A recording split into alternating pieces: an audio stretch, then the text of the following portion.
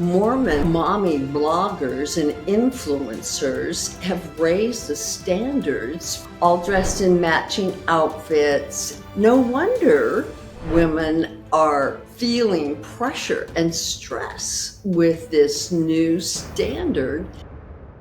Today, I'd like to talk about growing up as a direct descendant of Joseph Smith in the Mormon Church.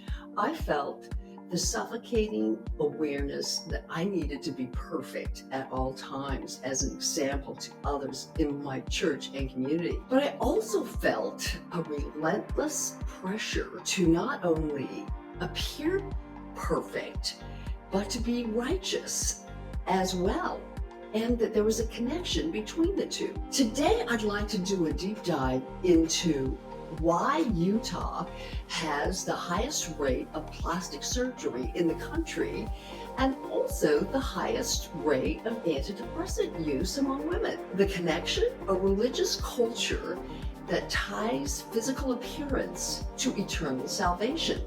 Hi everyone, I'm Lyn Smith Gregory and welcome back to Heretic Survivor. If you're new to this channel, I'm the great-great-grandniece of Joseph Smith, the founder of the Mormon Church.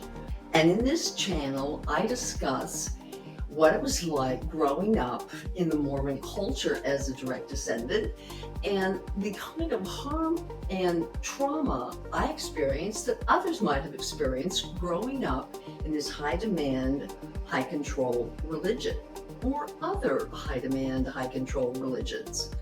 I left the church after discovering its true history. I invite you to join us, so subscribe to my channel and join this community of truth seekers. Make sure to ring the bell and become notified when another episode is available. Let me take you back to my teenage years in Mormon, Utah.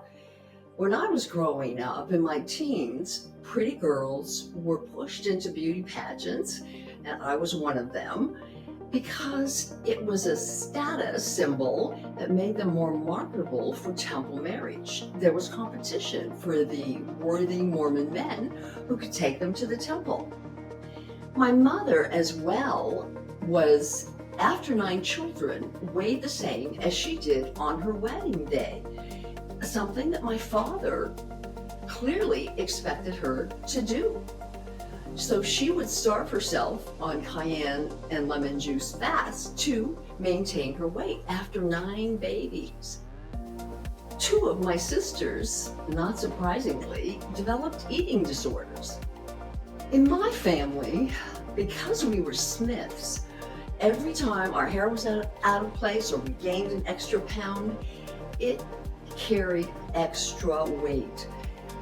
We had to look good because we were examples to others in our community, but also we were representing the lineage of Joseph Smith, and to look unpolished or a mess wouldn't just be a problem. It was a betrayal of our heritage. Now you may think that my story is unique, but the numbers tell a different story. Utah has the highest number of plastic surgeons per capita of any other state in the nation. Think about it.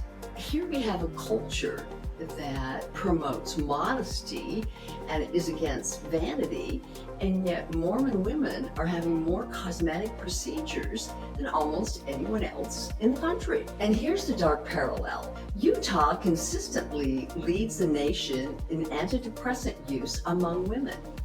I don't think this is a coincidence. When your eternal salvation is tied to your physical appearance, women break under the pressure. Let's look at why this is the case. Mormons believe, Mormon doctrine states, that God has a physical, perfect body. This sounds like it would be empowering, but in the Mormon culture, it's been weaponized against women. Not only is there competition for a worthy male Mormon to take you to the temple, but the church historically has put the responsibility on fidelity on the woman. It is up to the woman to continue to be attractive to keep her husband faithful. Yeah, that's right. Women are responsible for this, not men. And the weight of their eternal marriage hangs in the balance. Enter the age of social media, and this pressure is exploding. Mormon mommy bloggers and influencers have raised the standards for what a righteous woman looks like. Perfect hair, makeup, 4 kids, all dressed in matching outfits, and she is still fitting into her pre-pregnancy clothes.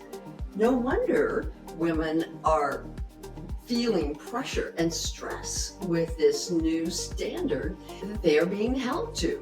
But what makes this pressure even more insidious is that in the Mormon Church, women have almost no institutional power.